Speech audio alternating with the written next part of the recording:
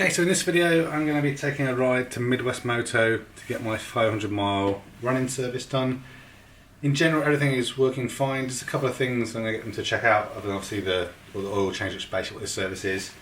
When I've checked the coolant, I can't really see any coolant in the tank. There definitely is some coolant in there though, because everything is okay. There's been no overheating. They told me not to try and top it up, just to mention it when we get there, so we'll check that out. It is very difficult to see the coolant in the tank. Also had a slight bit of issue with brake fade. I have seemed to have sorted that out myself. I think there was a bit of air in the brake lines, but I wanted to check that out as well. And then there's been a slight squeaky noise coming from the front brake, which again I think may just have been early on with some more aggressive braking. I think I've cleared most of that and just general check things over. I've had a couple of times where it's popped into neutral in higher gear changes, which is, I don't know, I just think it's one of those things. But apart from that, everything is running really well. I'm going to pop on the bike and obviously head there. It's a bit early in the morning, so I'm going to push my bike out as opposed to starting it here in the garage. I'll kind of give you an update as we ride along with kind of how the first 500 miles have gone. If I'm liking the bike, if I'm not, what I'm thinking about doing. Yeah, and hopefully you enjoy it. It's about 40 miles. I'm trying a different mic setup, so hopefully things will be a bit clearer. But yeah, this is it. It's my 500 mile service ride along on the Indian Scout Bobber, which obviously is under this nice cover to keep things all dust free, which doesn't get any scratches if people knock against it whilst it's here in the garage. Let's roll the intro.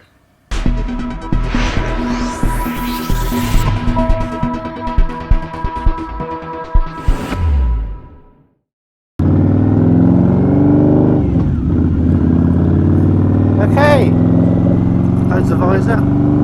So again, this is also a test of a new kind of audio setup, so please leave a comment down below if the volume is okay. I'm a little bit worried that where the mic is positioned and maybe a bit of wind noise, so again I can improve on that next time if that is a problem. So yeah, so this is a ride along for my 500 mile kind of interim service of my Indian Scout Bobber. So I got the bike, it was around the 18th of January 2020. It's now the 4th of June 2020, so just check how many miles done. So I'm actually on 614 miles, so a bit over obviously where I should be.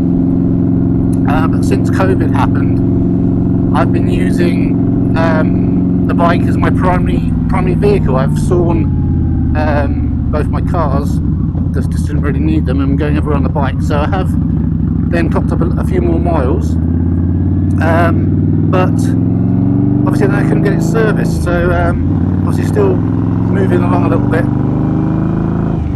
and yeah, that's where we're going anyway. So shouldn't be too much of a problem. Looking online, you know, people can go quite a bit over, as long as you don't kind of get to 1,000 miles. I think, you know, you tend to be okay. But yes, in general, for the last 600 miles, the bike has been really good. So, as I kind of mentioned at the beginning, the only issues I've really had, a couple of false neutrals on the higher gears, sometimes very rare, but I have had them. I'm not sure if that's common, so remember, I'm still pretty new to biking. This is only my second bike, my first big bike.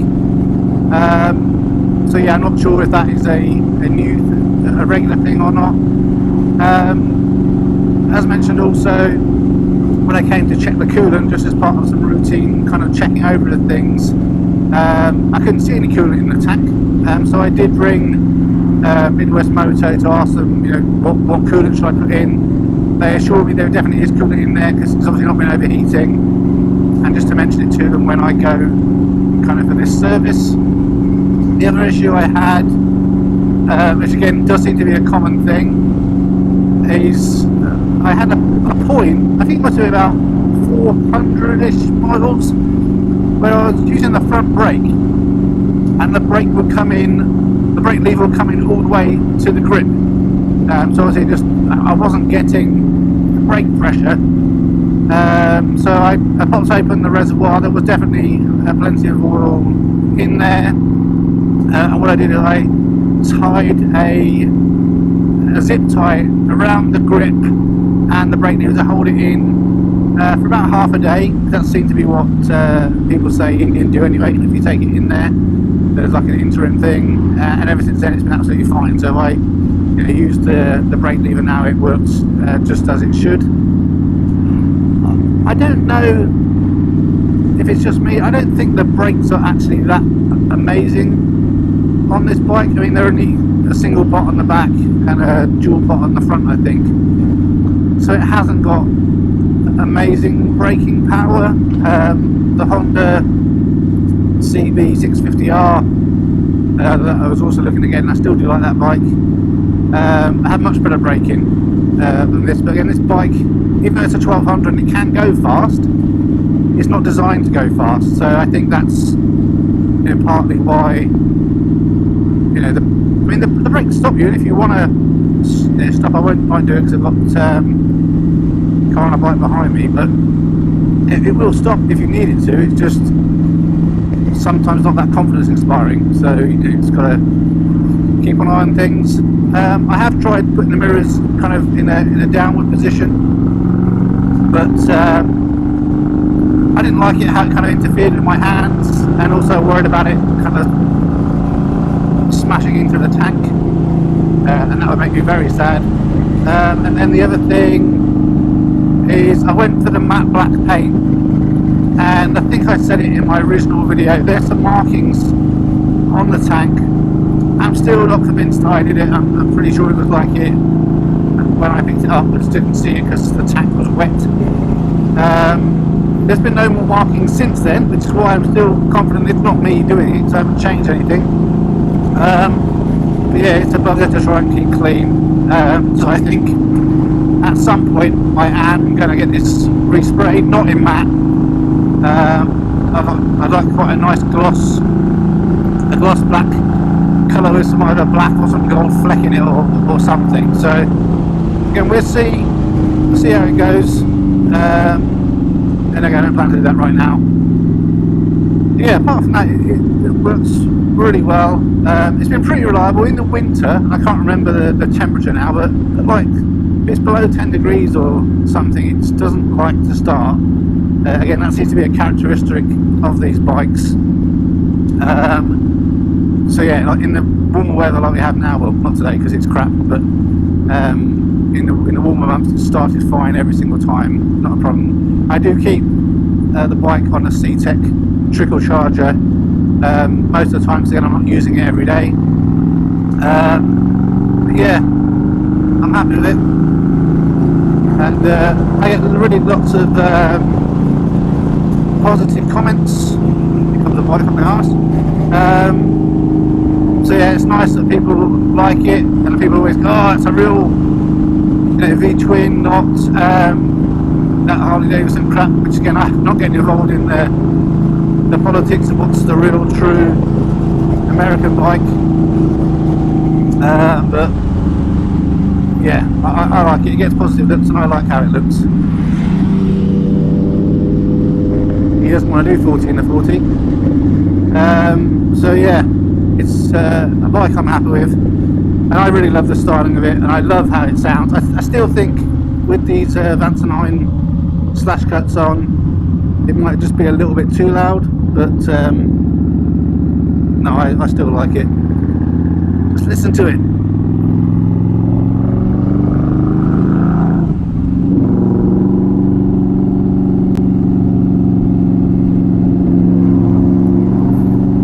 I'm not sure how well it picked up on the camera at GoPro, so there's wind and stuff as well, but it is a nice sounding bike. Obviously with this type of bike, you've got no wind protection, so I'm going to go on the motorway in a minute. It's like only my 4th or 5th time on the motorway. It's just one junction up there, it just helps me get there a little bit faster, and you do feel the full brunt of the wind on you. So I haven't done a long trip yet, obviously with the lockdown as well, not too long after I got it, and also when the weather started to get a little bit better, so I can't comment kind of how things are. I did think that I would want to change the seat, and I still might, because I haven't really got anything to compare it to, but people do moan that it really hurts your ass. Like I say, I've been on the bike for a few hours, not doing long trips, just riding around a lot, maybe it's just a little fat arse, but it feels okay to me. I don't feel right now that I need to spend the money on getting a new seat. I'm sure if I put the new seat on, I'll be like, oh wow, this is what I need. So I'm kind of also consciously not doing that to avoid having to spend £300 on a seat. And really the only other changes that I'm looking to make to the bike are cosmetic. So I would like some metal pegs, so metal rider pegs, and metal shifter and brake pegs. I think they've got a couple of those at the dealership, so I will have a look at those, also see how much they are. I think it's like £200 per set or something. So yeah, not super cheap just for a cosmetic look. And then the only other thing is I have got a K&N air filter which I'd like to put on, so I tend to fit those to all my vehicles just to help, you know, the breathing and whatnot. But I think really if you have that done along with the exhaust, you're going to have fueling issues, so you need to get a map put on it. So I'm going to talk to the garage about that today, see what's involved and how much they charge. You can basically buy the Dynojet remapper yourself. I think it's called a PowerVision 3, and that will allow you to do it yourself. And there's mixtures of kind of which is the best place to get it from. There's a place in America that have lots of different custom maps, so it seems it might be best to get one from them. But obviously then it's in America and I don't know kind of how things will go, you know, shipping and import taxes and all that rubbish, that ends up making it quite expensive. Or maybe I just decide not to bother and just keep it, you know, with the exhausts, because again I'm not looking for more performance. I'm happy with the performance. I'm not someone who wants to ride fast. You know, I like the look of the bike and the styling and stuff. So I'll have a little chat and see how much it's going to cost. Again, or I might just, if it wasn't so much, there's a bit of, well, I'm assuming it's a pain in the ass to take the tank off and change the air filters. I've not done it before. But my plan is, like I used to do with most of my cars, the bikes are relatively fundamental and somewhat basic. So once it's out of warranty, I plan to do my servicing myself. So you know, I want to be taking the tank off to change the air filter anyway. So perhaps I'll take the tank off, fit the K&N, and then we just see. Oh yeah, sorry, get a dry throat. Didn't have a drink this morning, and then basically see, you know, how does the bike perform? Does it feel like it needs a map or not? And kind of just take it from there, really. But yeah, I'm liking the bike. I'm liking the positive looks that we get. I guess the other thing, again, it's not a fault with the bike, there's things I observe. The saddlebag I've got on here is literally just good enough to keep your locks in. That's all I use it for. So most of the time I'm going anywhere else, I take my rucksack. I've got a big Knox rucksack that I can fit like a whole basket of shopping in. That's what I've been using when I go to the supermarket to get food, and that works well. Yeah, the saddlebag, I don't really like the look of it first. I would prefer to have the outlet on it, but I'd like to be able to have the chain and the disc locks in there and me not having to carry it. That just means that, you know, I'm never going to forget them where I go somewhere. I can and do forget the keys, but that's you know, a different thing altogether.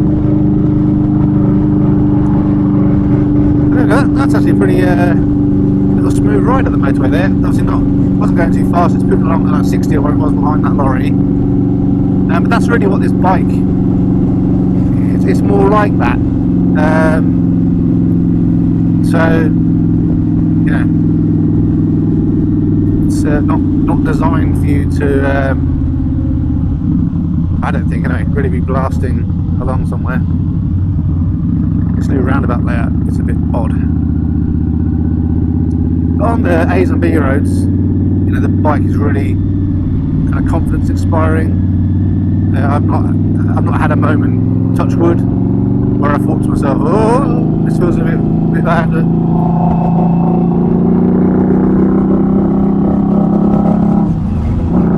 At the same time, I haven't really kind of opened it up because obviously still running it in. The conscious is still in on the running in oil as well. But yeah, I think the bike performs really nice, looks nice, and I'm happy. I think if you're someone who is moving on to their first big bike and you think, oh, I really would like an Indian Scat Mob, I'm not sure if it's too much of a big bike or anything, definitely take one for a test ride. I don't think it's anything to be worried about. The bike has a really low centre of gravity, so I think they call it like a midweight bike or something. It's not really heavy, but it's not really light either. And it's really only if you kind of really lean it over to the side, you know, when you're just pushing it around to try and manoeuvre in the garage or something, is when it feels heavy. The rest of the time, I mean, it doesn't feel as flexible as a street bike because it's not a street bike.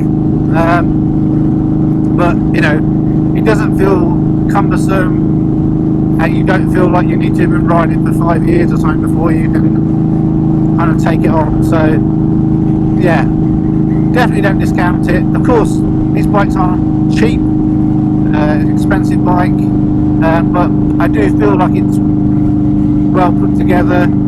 The dealer network in the UK, again, I don't have much experience of it, but there are quite a few dealers. And they're relatively well spread around, so I think no matter where you are, you know, you should have to get to a dealer easy enough. So I've got one that's like, you know, 30-40 miles away and one that's about 60 miles away, so you know, I've got two options. And again, lots of these places also, you know, if you're going to service things yourself and you're confident to do things, just get them delivered from them, not a problem. So yeah, we'll see if anything feels a bit different after the running and service. So my understanding is the running in oil is thicker to help protect the engine and whatnot, so things may feel a little bit freer. I'm not sure if they change the map settings or anything after the first service. I'm not 100% sure exactly how much it's going to cost. I think somewhere between 160 and 200 pounds, which is a lot of money for oil change. And I'm not sure how kind of much of a stickler motorbike companies are for warranty stuff. I know you can service stuff yourself and still keep it in warranty as long as you use all the right parts. I'm just trying to avoid, you know, after spending all that money buying it brand new, that someone tries to tell me, you know, we're not going to cover the fact your engine blew up, sir, because, you know, you changed it all yourself or something. So and one thing I do know, again, I don't think it's a concern because I've got all the tools at home, but it can be quite easy to thread the drain plugs on this bike because it's got an aluminium tank. So obviously I'll let them have a mess around for the first time. And also, again, second it back to the place I got it from, I'm hoping the services will be good, but also there's a couple of things with the coolant and stuff that, you know, they would have been responsible for filling that up, so I feel like it makes most sense that it's them that inspect those things as opposed to me taking it to another Indian garage and they have to deal with stuff. So I'm hoping it's all going to be fine. Yeah, and we'll see kind of how we get on. But again, I've only been riding, I passed my full bike test end of September, I think it was, 2019, so I'm not even riding a year yet.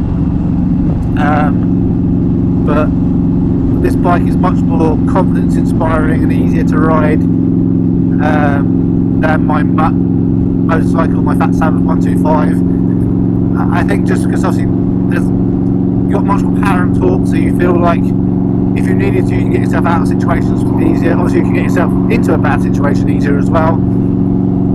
But even though the Mutt did feel like it was a bigger bike for a small bike, so you did have road presence, you definitely feel like you have road presence on this bike. It just makes you feel kind of more confident as a rider, I think.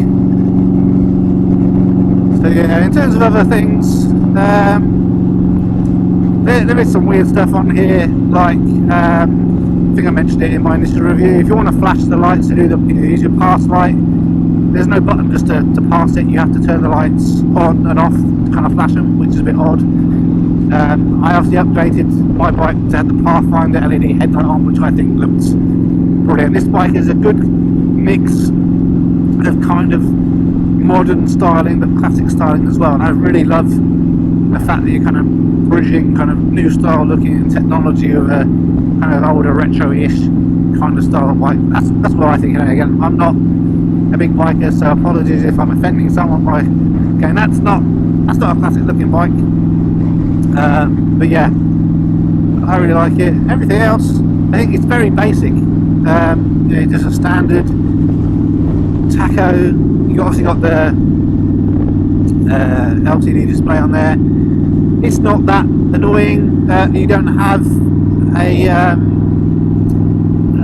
fuel gauge. The light comes on when you need to refuel. I'm getting somewhere between 130 140 miles ish from a tank. Again, I'm not blasting it around, so I'm not sure if that's good or bad. The tank isn't massive, so I think that is about the right kind of range that I should be getting from a full tank.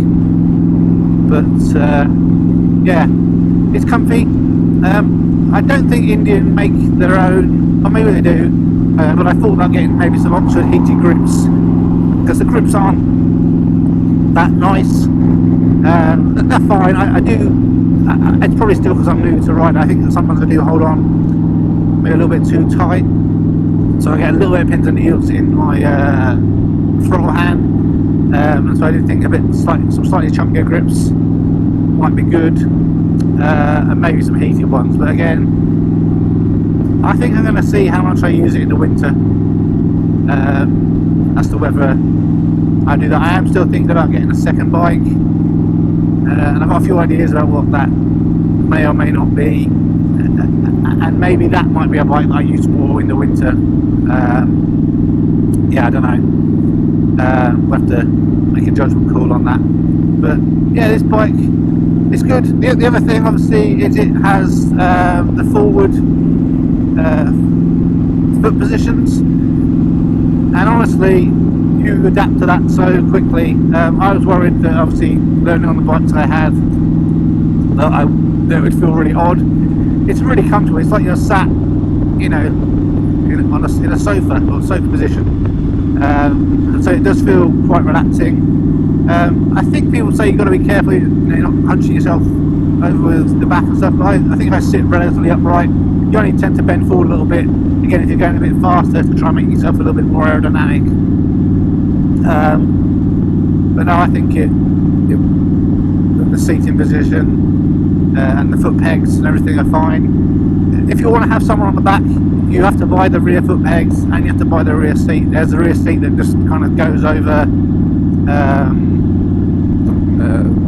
what's it called? The rear fender? I don't know, what do you call it? The bit that goes over the back wheel, that kind of sits and fits on there. And they got one that has like a little mini backrest as well. I don't really think this is a bike to have someone on the back of. Obviously I know people do.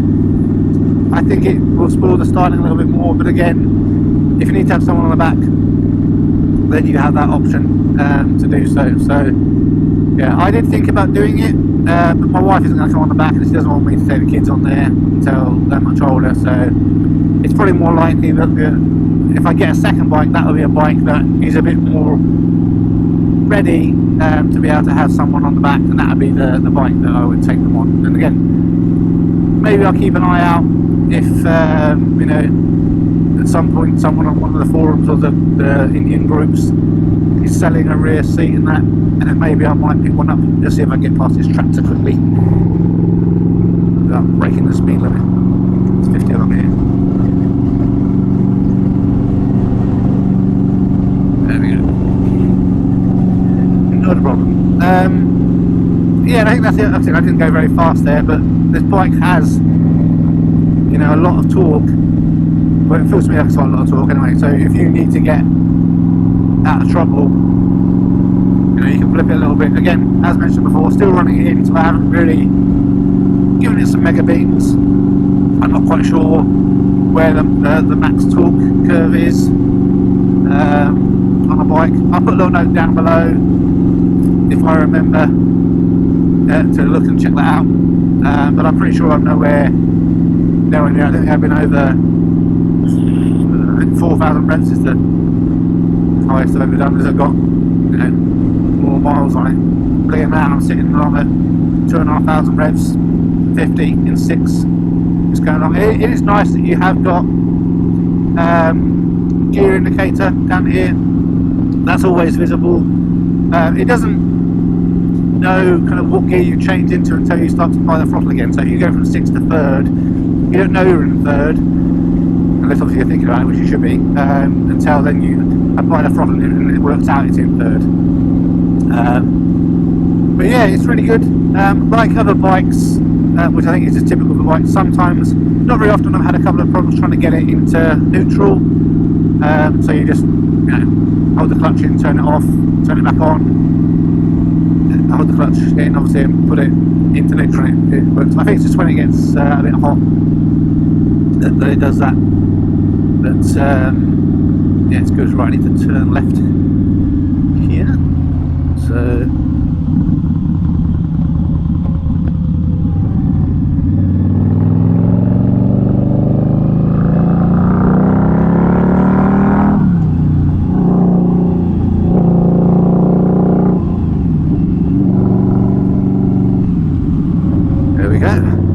back down to 40. Yeah, it's comfortable, and I'm happy. I think the tyres work well on this bike. I know I haven't rid the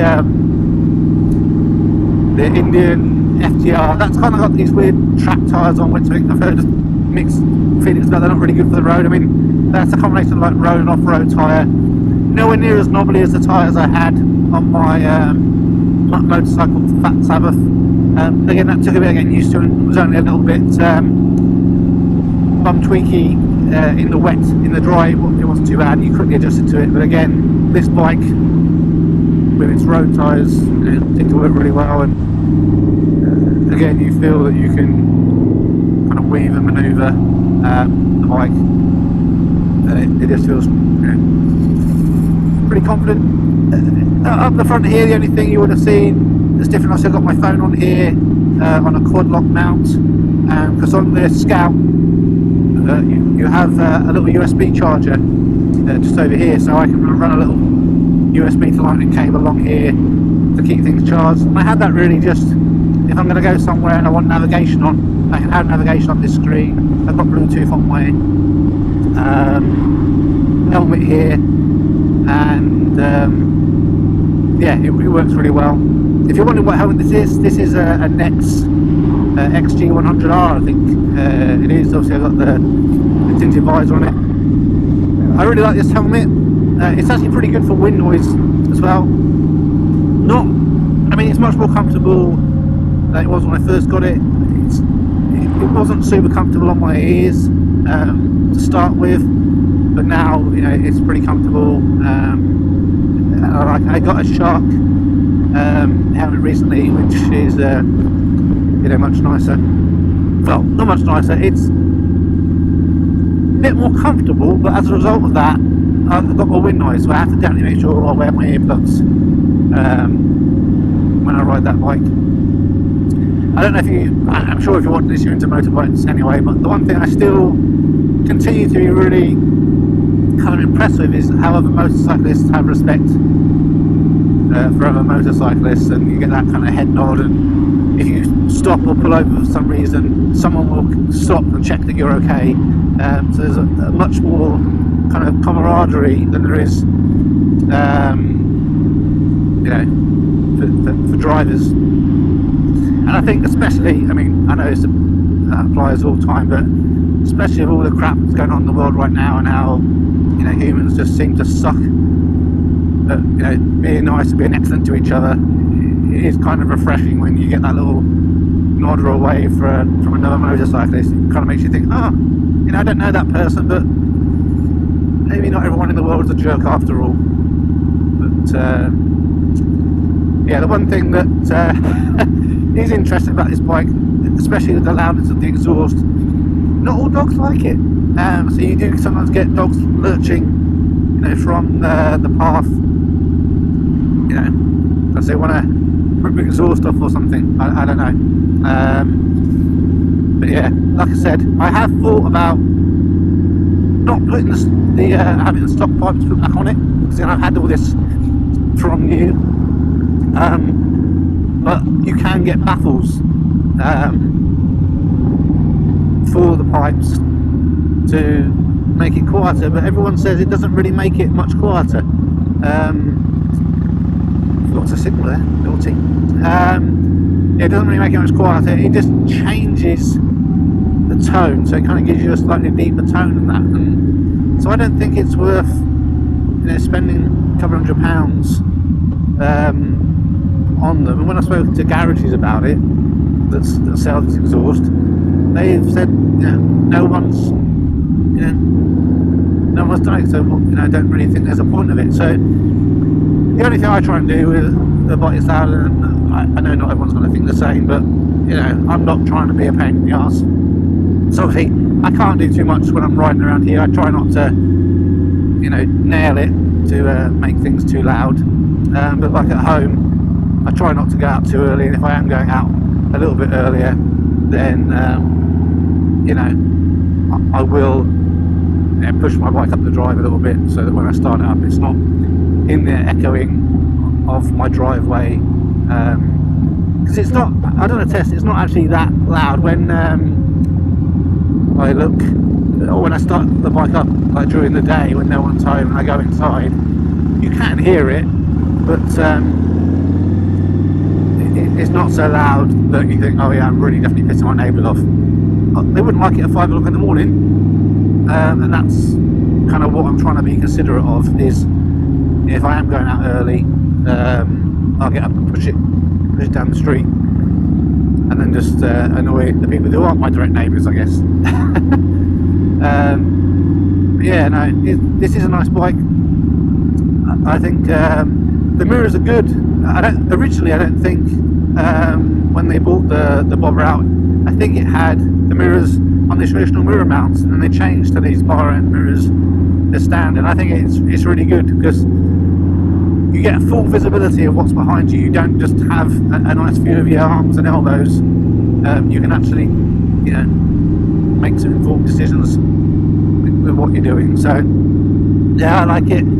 I do want to take the Indian Scout badges off the side, and I'd like to have the Indian head on there. There's a really nice kind of black and red outline one that they have on one of the FTRs, so I'd quite like to get that transfer and put on there, but again I'm going to wait until I respray the tank and that. I was originally going to make my own. I still might do it. I do an overlay, because I'm not sure you can have to see it right here. On the front of the bike I have done the Indian head and the Scout Bobber text, for on the front cover of the light. I think it looks pretty good. It's a little bit peely because I've used removable vinyl on there basically, so I know I can take it off again if I wanted to, and as a result obviously the adhesive isn't quite as strong, so there's a bit of peeling from when washing and everything, but I can just make another one or whatever.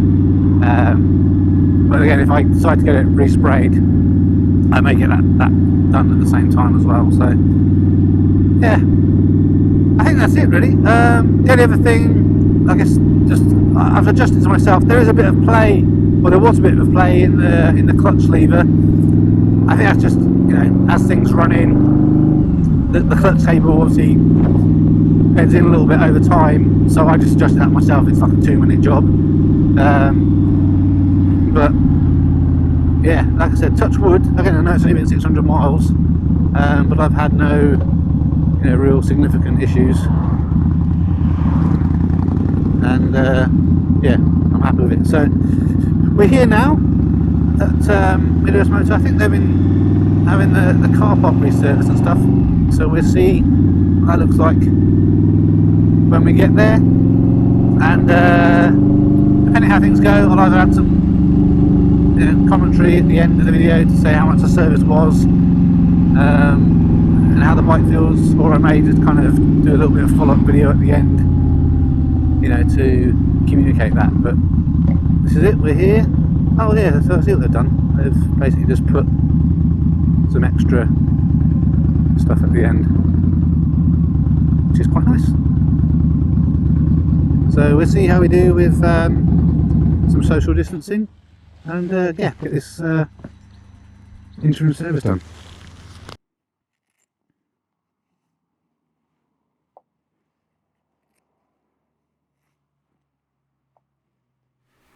Okay, so all back from getting the service done. So that's a little bit cheaper than I thought, £150, which isn't too bad. Did have to wait quite a while though, because I don't know, I seem to have a few things going on. So oil's all done. I have checked since I've come back and it's cooled down, leveled off. It's not quite at the full mark, so I may see if I can pick up some additional oil just to top it up. I don't want to drive all the way back to the dealers to get just a little bit of oil, so it'd be handy to have some around. Anyway, they checked the coolant. Actually, there's quite a lot of coolant in it. It's just very difficult to see it, so that wasn't a problem. And all the brakes and everything seemed to be working fine. Clutch was behaving without any issues. So everything seems fine on the bike. So that's it. On the ride back,